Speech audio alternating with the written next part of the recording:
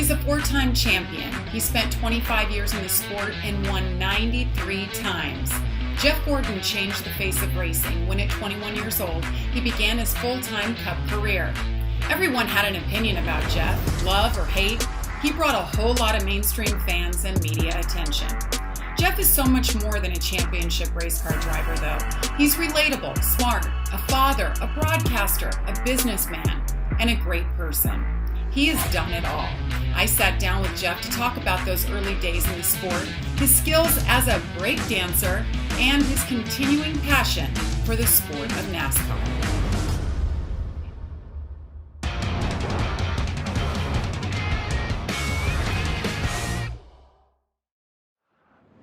Well, I'm so excited for this next guest. Not only is he a legend on the track, but he's becoming one in the broadcast booth, as well as my co-worker, I guess I could call you, at NASCAR on Fox, Jeff Gordon. How are you, Jeff?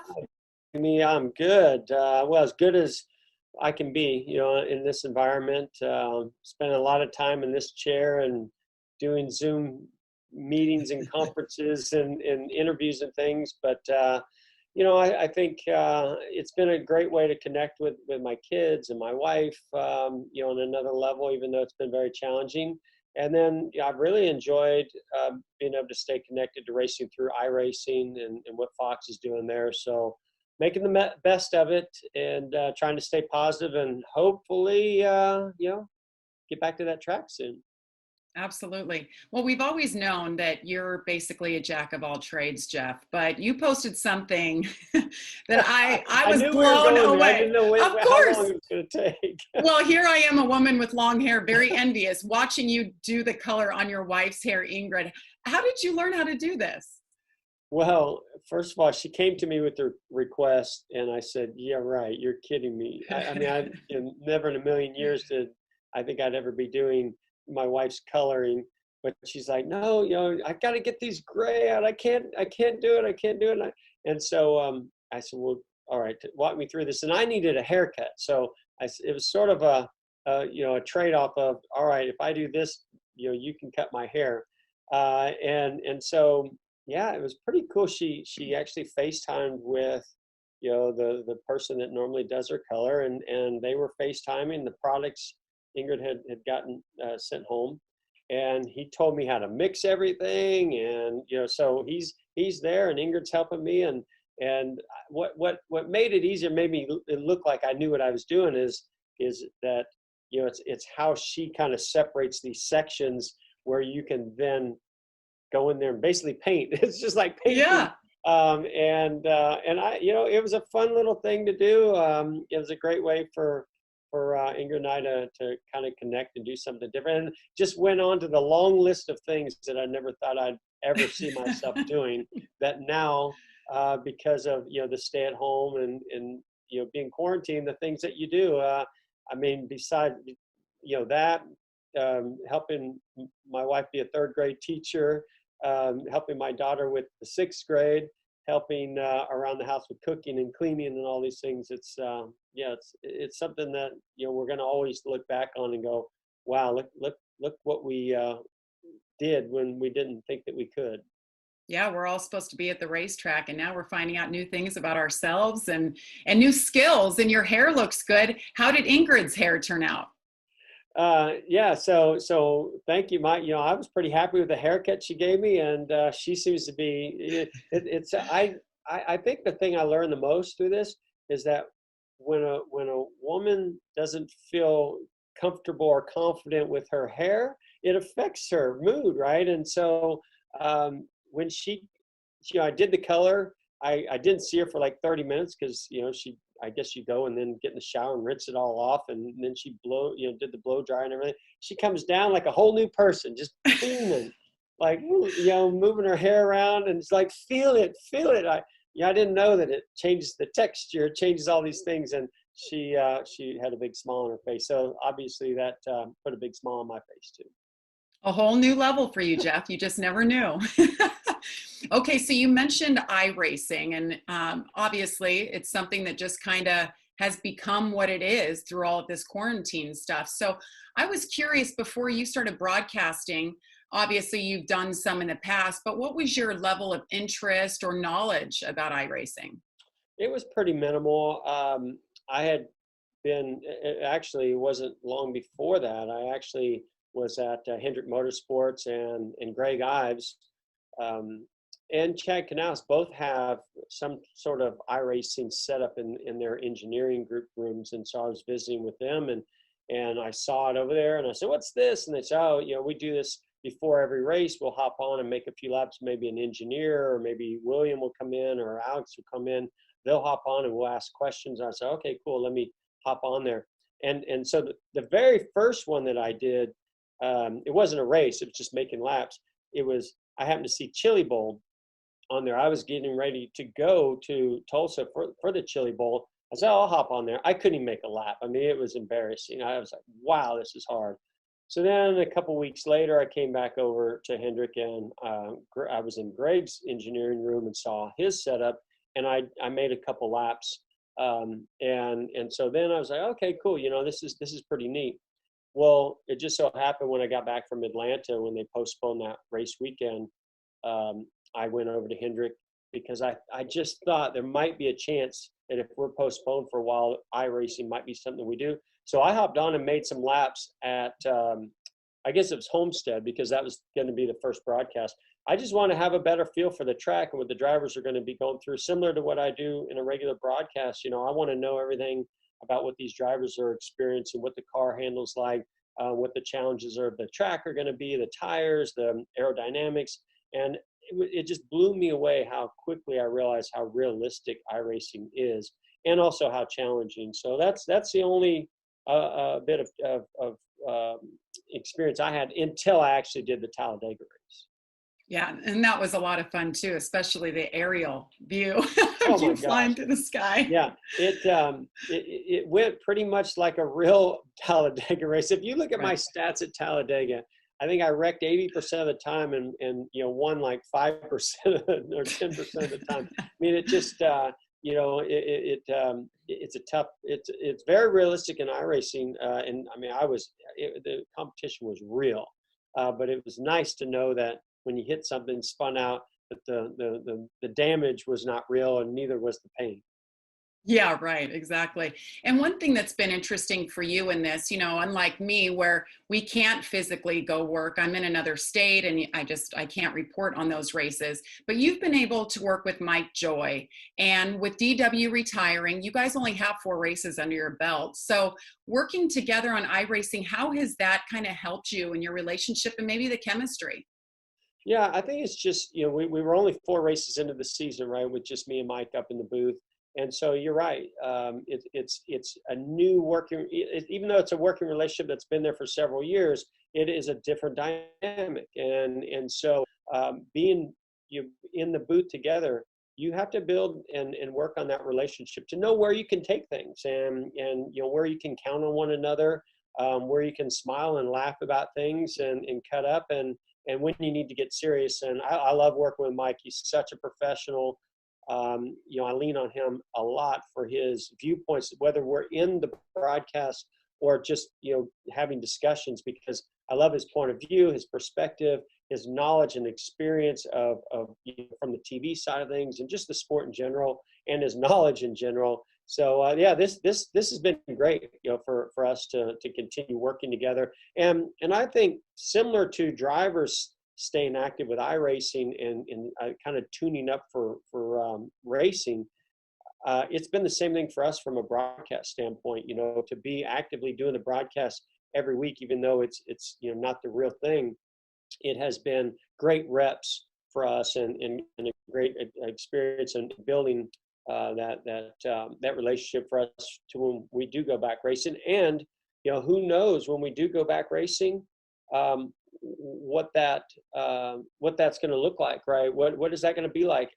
Are we all at the track? Are we not at the track? I don't know. Some of this iRacing broadcast might actually benefit us when we see exactly how we're going to call these races when we get back to the track.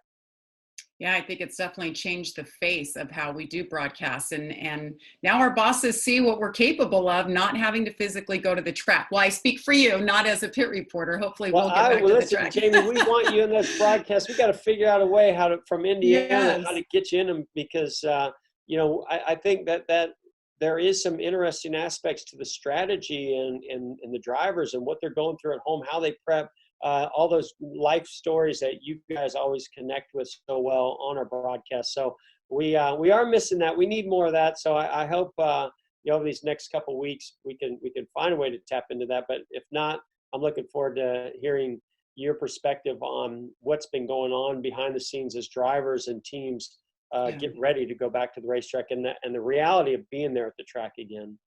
Yeah, me as well. So Jeff, when you look at as a broadcaster now, it's crazy to think that you already have 4 years, 4 seasons under your belt. What has been maybe the biggest surprise to you as a broadcaster in making that transition out of the race car? I think the biggest, and I don't know if it's a surprise, but what I like is that it's very much like being a part of a race team. The way you work with your engineers and your crew chief, and the way you prep and the amount of effort that you put into it is what you're going to get out of it. And it's a real team effort. You have to play your role and do it to the best of your ability. But in order for it to really work, it takes the whole team. And some of those, a lot of those people are behind the scenes, and then some of them are like, yourself and myself, that are on air talent. And I love that. I love being a part of a team, and I think we have a very strong team, and we have fun doing the races. And that's probably the other thing is, when I was a competitor, I put so much effort and focus into the competition and doing my job as a driver. And I probably lost sight of how much I just love racing, how passionate I am about racing, and what a big fan I am. And I think now, because instead of being behind the wheel with a helmet on, strapped in, I have a microphone, and I think, hopefully people hear my passion. I love racing. There's not a single race that we've ever done where I left and said, hey, I found this interesting, or man, I love this part of that race. It can be the most boring race to fans, and I can tell you something that I thought was fascinating about that race. And that's just my passion, and how much I love racing. And it's not just NASCAR. I love all forms of racing, but especially NASCAR. Yeah, it definitely comes through. But something I always wonder about you, are there ever those moments where you're kind of like, man, I'd love to be out there. I'd love to strap in again and compete with those guys? I think maybe when I go to Martinsville, if you look through my career, so 93, right, all the way through 2015, let's not talk about 16. But throughout my career, the one track that really didn't change much, that I felt like once I started to run well there, that even through the end, and which was my final race win that I had in my career, was Martinsville. And so when we go there, and it's funny because working with DW, I saw the same thing in him at maybe at Bristol or Martinsville, where he's like, I think I could still get out there and do it. And so that's the one that I do. Other than that, I love being in the booth. I love the transition. I love, how my career went and ended. I couldn't be happier with it. And so I was ready for that change. And so I'm very happy being up there and watching the race from that perspective. Of course, when we go to real Talladega and Daytona, I'm even happier because I'm like, but I feel the intensity through that action. And then, I would say that if there is a great battle and it's for a big win, like Daytona 500, you can't help but wish that's something I'll never be able to replace. I'll never be able to replace being in the heat of that moment and making a move as a driver. The team's given you the car. They've done the last pit stop. They've put it in your hands, and you have it, and you go do your job. I mean, it sends chills up my spine right now thinking about those moments when you pulled it off and you did it, and your team looked at you and said, man, that was awesome. There's nothing that will ever replace that. I interviewed Mark Martin for this series as well, and he talked about that. And he said just those race wins, you just never forget. But he also talked about how things used to be, Jeff. And it was a thing where When you were hired to be a race car driver, owners liked an older, more mature driver. It was late 20s, early 30s, mid 30s even, until you came along. And he even said, and Jeff changed everything. Take me back to that first race in 92. Here you were 20 years old, racing against all these guys who were pretty much in their 30s, and what you experienced. Yeah, I went into the NASCAR Hall of Fame, recently, right? And I had to prepare for that speech. And even though I didn't have enough time to cover all of it, it really allowed me to go back and relive those moments and realize how special it was, and also how quick things happened for me. I mean, I was racing on ESPN with Thursday Night Thunder and Saturday Night Thunder, midgets and sprint cars.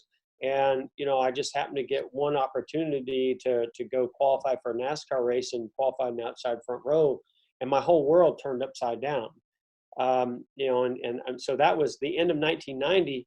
And end of 1992, I'm driving for Rick Hendrick, one of the biggest organizations in the Cup Series, and I'm 22 years old, and I didn't know what I was doing there and how I got there. And it just was crazy. So, for me, I think the stars aligned. Rick Hendrick, took a chance on a young kid. And I just don't think prior to that, many car owners were willing to take that kind of risk and chance. Even if they thought somebody had talent, it was, well, they need to go prove themselves. They need to go drive other cars and figure out what they need to do to go run a 500-mile race, take care of your equipment, race for wins and championship, but do it in other equipment.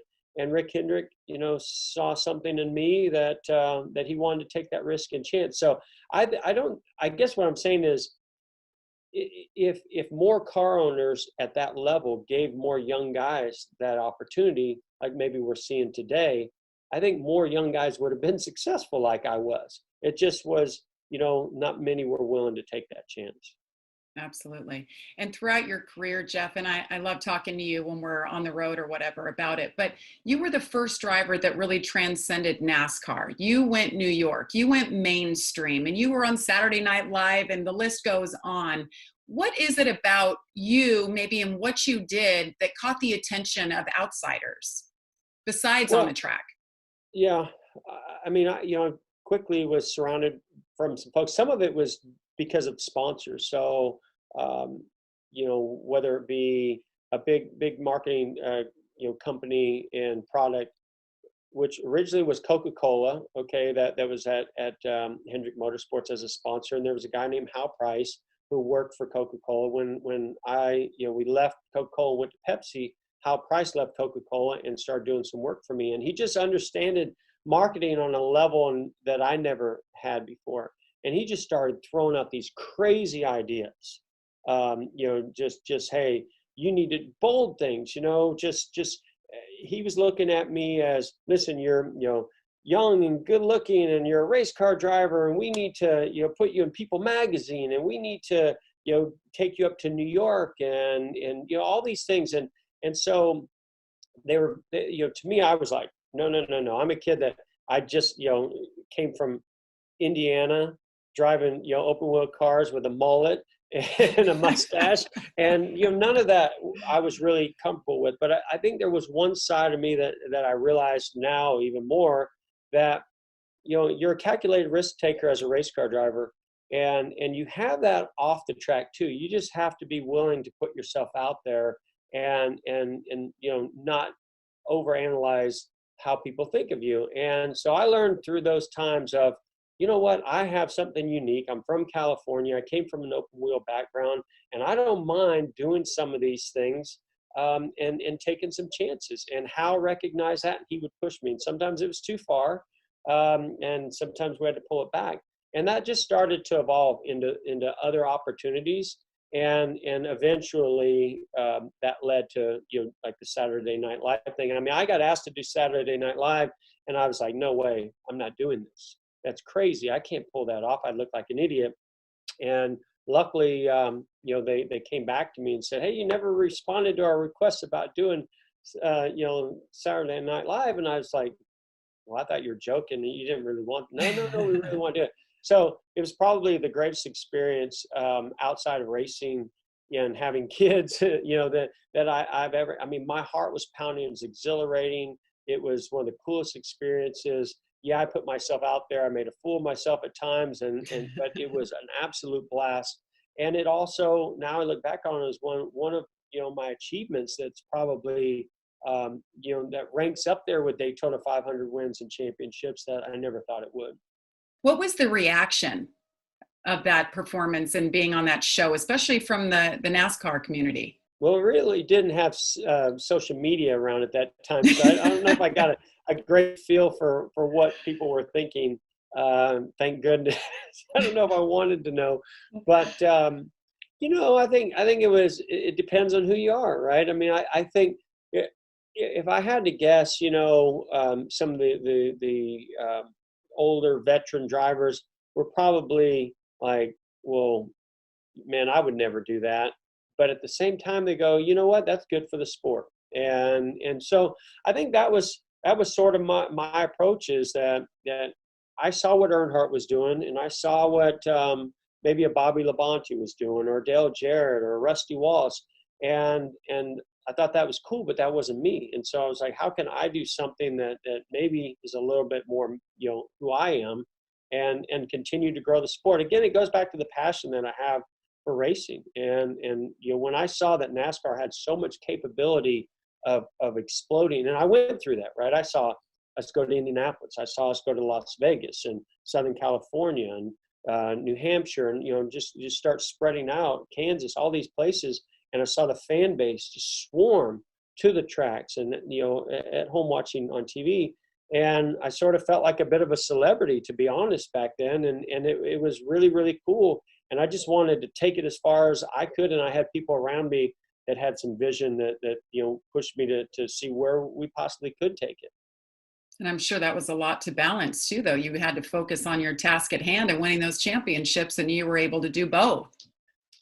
Well, yeah, I did it the best that I could. I mean, that's the one thing I think I've done pretty well through my life, is be balanced of managing my work and my friends, my family. I have a pretty balanced life. Some weeks it's off. These days, that's a challenge. But yeah, I think it's one of the stronger suits that I've had. I let things roll off my back pretty quickly. So if a race doesn't go well, all right, let's focus on the next one. If if something at work doesn't go good, or family, all those things, I kind of let it roll off my back and not dwell on it.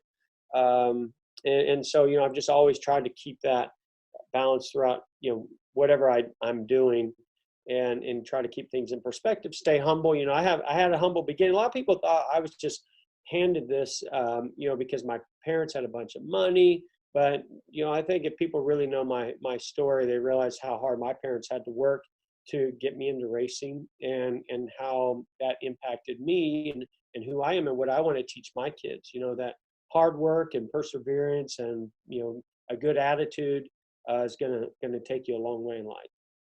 Absolutely. And, at one point, your son Leo was interested in racing, and he was going to the track. Where does all that stand now? He is not interested at all. I think Ella is more the little daredevil in our family. She'll just jump into anything. She likes sports. She likes lacrosse. She likes basketball. She's good at things. She got into gymnastics, and Jamie, my break dancing background, I always wish I had done. So glad you brought that up. I always wish I had done more gymnastics as a kid, because I was limited on the things that I really wanted to do in breakdancing, because I didn't have that capability or the training.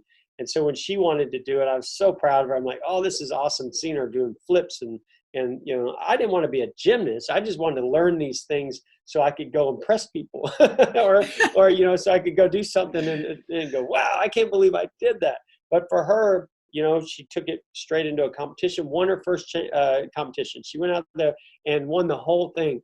And I was proud dad, of course, but I was blown away. And then, of course, like my dad did, all right, let's take it to the next level. And then all of a sudden, whoop, she was done. She goes, yeah, I won that. That was cool. I'm done with it. and then it was basketball, and her team won the basketball championship Oh my this gosh. year. So she'll jump in a four-wheeler or side by side, and Leo is he's just not that's not what he's interested in doing. If I had to guess of anything he really wanted to do, he wants to be a movie director. He loves movies. He loves the details of it, the writing of it. He loves and he has a lot of what my wife Ingrid has is the creativity side of the artistic side, that seeing something through a different lens than most people do, and certainly not me. So I don't think it's going to be racing for him, and I doubt whether it'd be racing for Ella too, but if it were, it'd be her. So you mentioned the breakdancing, which I think we were in Vegas at the championship banquet on the stage. Do I blame you for this, Jamie? I'm trying to think who I should blame for this. I don't know how it happened. It was so organic, I think. It just came up like a skill that you have or something. And you were like, yeah, I can break dance. And we brought out this cardboard piece and you busted a move. And we were all the drivers were floored. When did that all begin for you? Oh, that was young. So, growing up in Vallejo, California, going to public school and the activities that I did with friends, either at school or away from school.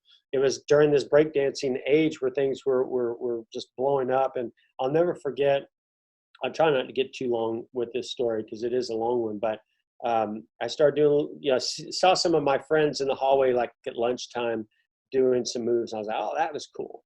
And so I said, teach me that. And so one of them, taught me something, and I just started getting into it. Well, then I started doing more of it at home and practicing in my neighborhood. I saw a couple kids doing it. And then, all of a sudden I'm going to my parents, can you give me some linoleum? I need some linoleum. And so, then I had the linoleum so I could spin and do some of these things. And then one day my sister comes home from school. She's older than me, 4 years older than me.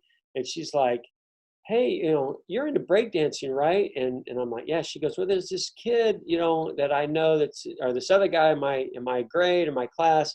And he said that you came over to his house and was doing breakdancing. I was like, oh, and I mean, this guy was like a famous breakdancer in Vallejo, and he would go to San Francisco and do these competitions. And the fact that he knew me, that I was at because he would just his whole driveway was linoleum. The cars couldn't park in it, just linoleum. And kids would just go over there and break dance. And we would learn from him. And then he would put a group together and go do these competitions. I never did a competition with him. I actually did some competitions that were just high school like stuff.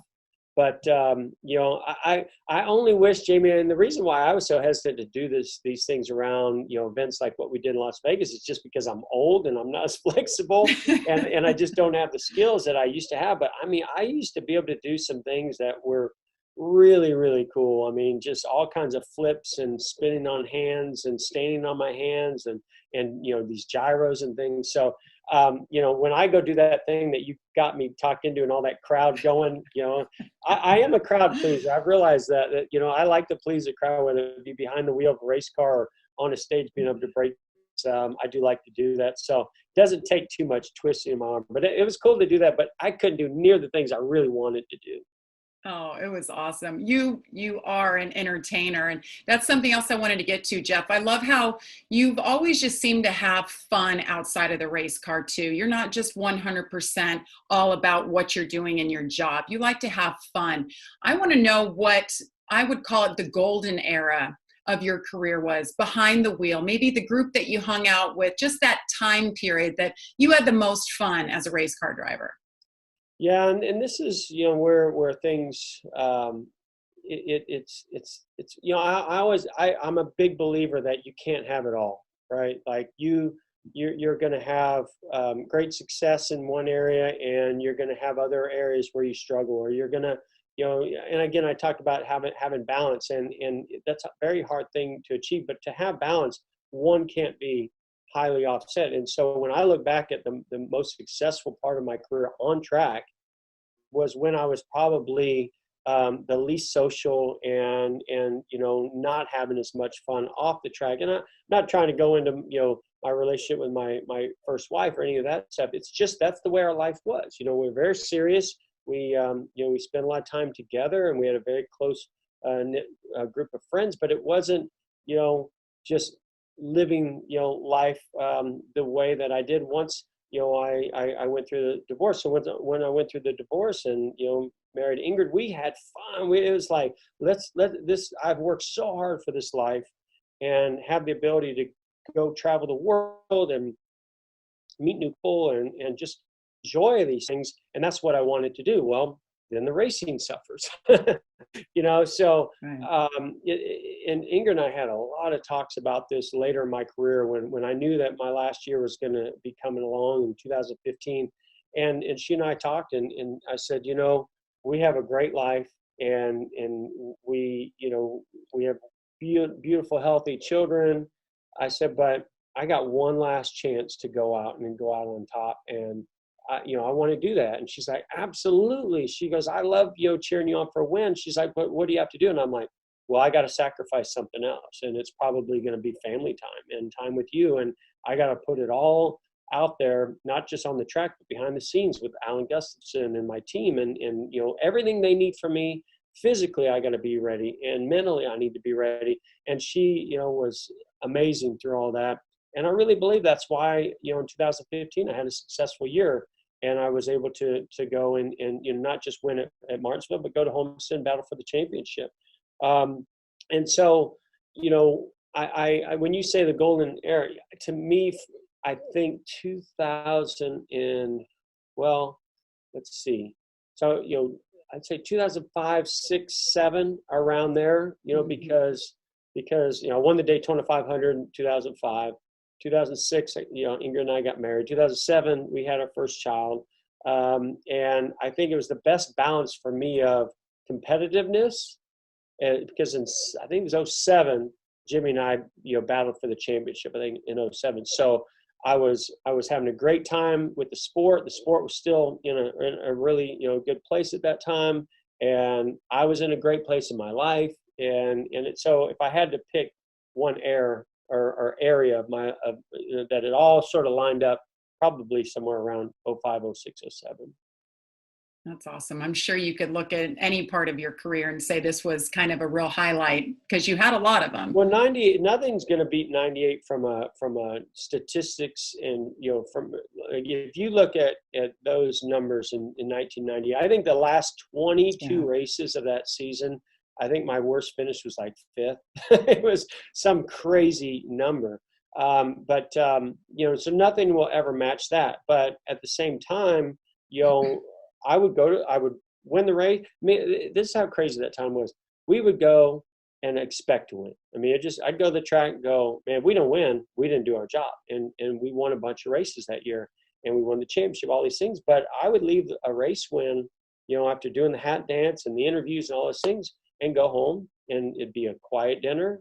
It would be, just very secluded. And, I had a big house and, living this great life, but it was very quiet. It was just very simple. And it was not, going out and celebrating a big win.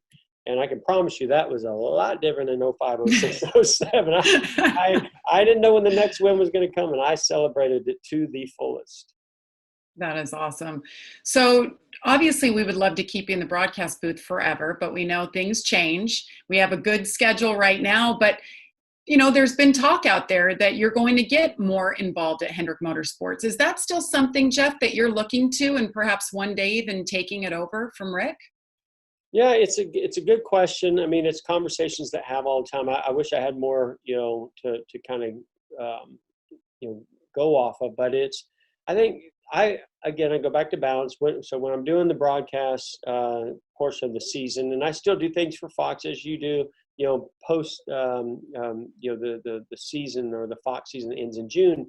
But in between then I'm very involved with Hendrick. I mean, I'm in, a lot of meetings, whether it be on the business side, whether it be on the competition side. And I like that. I like it a lot. I'm, that feeds the competitor in me. and the business person. I like business. I've liked that for a long time. Earnhardt taught me a lot about that, and I've always liked it. But to take that step, I love what I'm doing on TV right now. I like that I get to do, both. It's great to be a part of the broadcast and the racing from that perspective. But it's hard to say. It's hard to say because I do get pressure from Rick Hendrick to he's like, I want you to handle this. I need you to handle this, and he's at a place in his life where he wants to go, and enjoy, all that he's accomplished, and he loves to fish. And so, he's looking for somebody to take some pressure off of him and the people look up to him, so much because of what he's created there and the way he runs that organization. So I don't want to say never, but, right now I'm enjoying where I'm at and plan to be with Fox and still do the things behind the scenes with Hendrick, but can't say what that's going to look like 3-4 years down the road. Yeah.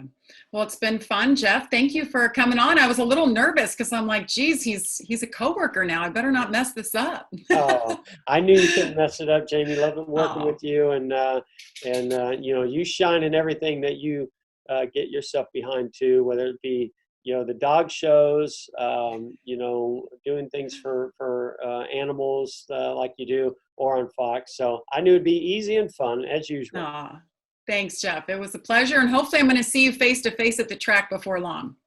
Fingers crossed. Yes. Well, have a good next couple of weeks with iRacing, and we'll see you back at the real track. Yeah, looking forward to it. Thank you. Thanks, Jeff.